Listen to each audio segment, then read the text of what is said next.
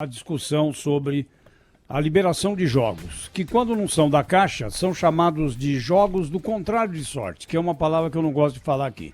Os jogos da Caixa são jogos de sorte, os outros são do contrário, né? Muito bem. O presidente não quis se manifestar, só pediu aos deputados do chamado Centrão que conversem com a bancada evangélica. Ora, o Brasil é governado pela bancada evangélica? A bancada evangélica geralmente é contra. E vejam só a posição hipócrita do bispo Marcelo Crivella, que por acaso é prefeito da cidade do Rio de Janeiro. Ele defende a autorização dos jogos para estrangeiros. Prefeito Crivella, me dá um beijinho aqui, dá? Olha o cinismo dele, jogos para estrangeiros. Tenha santa paciência. Aqui no Brasil se joga até chapa de automóvel. Quando não é permitido aí jogar num bingo, né? Hoje nós temos alguns bingos abertos aí, são chamados bingos beneficentes, que devem funcionar com autorização judicial. Agora, nós vamos só para estrangeiro. Prefeito, em que mundo o senhor vive, hein? É como se estrangeiro soubesse cuidar melhor da própria vida do que nós brasileiros, né? Cada um cuida da própria vida e faz com o seu dinheiro aquilo que bem entender.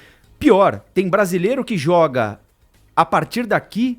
Hoje, inclusive, esses sites fazem propaganda em rádio, televisão. Você joga na aqui. Camisa dos clubes, né, Rafael? Aqui não pode. Eles não podem patrocinar clube. Sim, aqui, mas estão né? na camisa de clubes aí, essas casas de apostas esportivas. Então, você joga em portais de internet que estão hospedados em outros países do mundo. A partir daqui, ganha ou perde com essa aposta dinheiro aqui, mas joga com o site hospedado fora do Brasil, porque ele não pode se hospedar aqui. Ou seja, além do cassino em si, tradicional, que a gente conhece, a possibilidade do jogo, que deve ser decisão de cada indivíduo, você tem também essa outra perspectiva de mercado, que hoje cresceu assustadoramente na Europa, que nós não podemos explorar aqui, por uma convicção religiosa, que deve ser respeitada para quem tem convicção religiosa, mas não deve servir de norte para uma decisão de política pública, né? Você tem de avaliar se um negócio é bom ou ruim, se determinada atividade deve ou não ser liberada,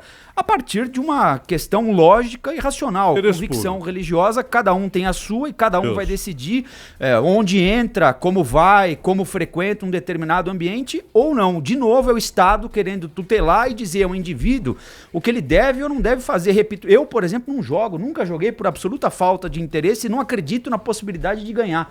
Acho que esse tipo de coisa é feita para perder. Agora, é uma convicção minha, Rafael Colombo. Se o Antônio das Neves tiver outra convicção e quiser despejar o salário dele numa máquina de roleta, cada um na sua. Agora aquele negócio. Tudo tem que ser com moderação, né, Zaidan? Certo? É da mesma maneira que o alcoolismo, né? A decisão... Se beber com moderação, tudo bem. Agora, se você jogar com moderação, também. Agora, cada qual deve decidir por si. O Rafael usou aí o verbo que eu uso sempre aqui.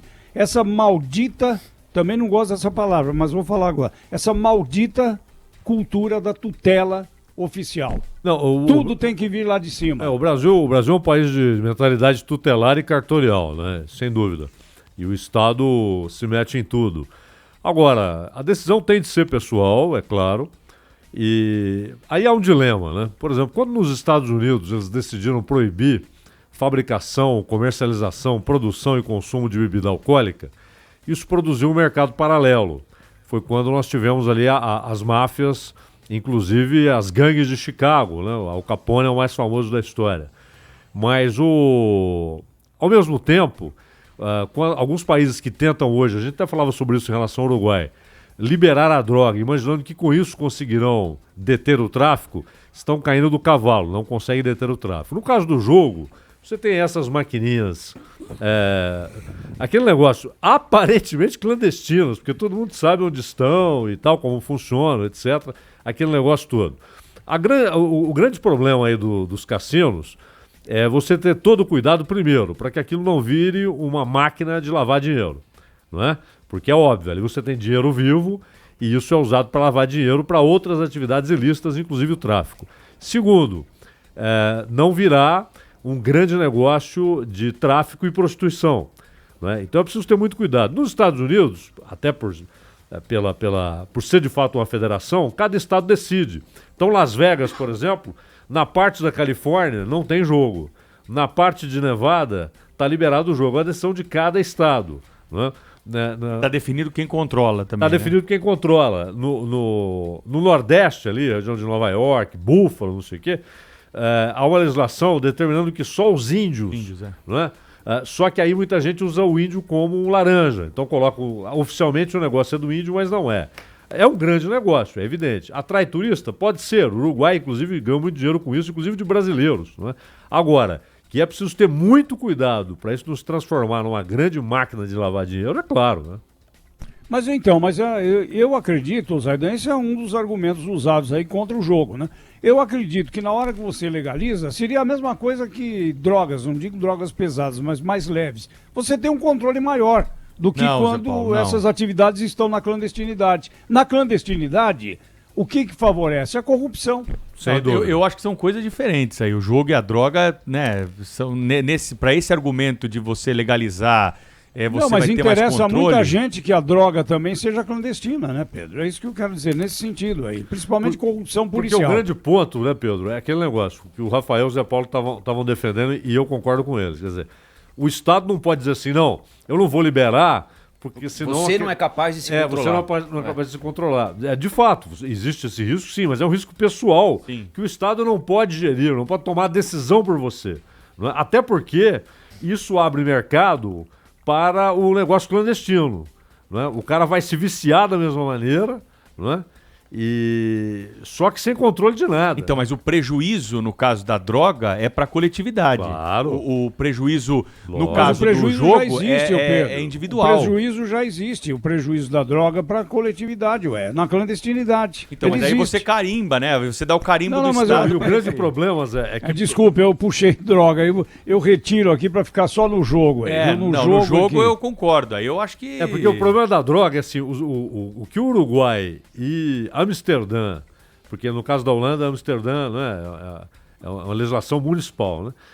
O Canadá agora também está voltando atrás. O que eles estão mostrando é que isso não acabou com o tráfico, Cresceu. não enfraqueceu o tráfico e fez o tráfico crescer e migrar para outra... Até porque hoje você tem a produção assim absurda de drogas sintéticas, né?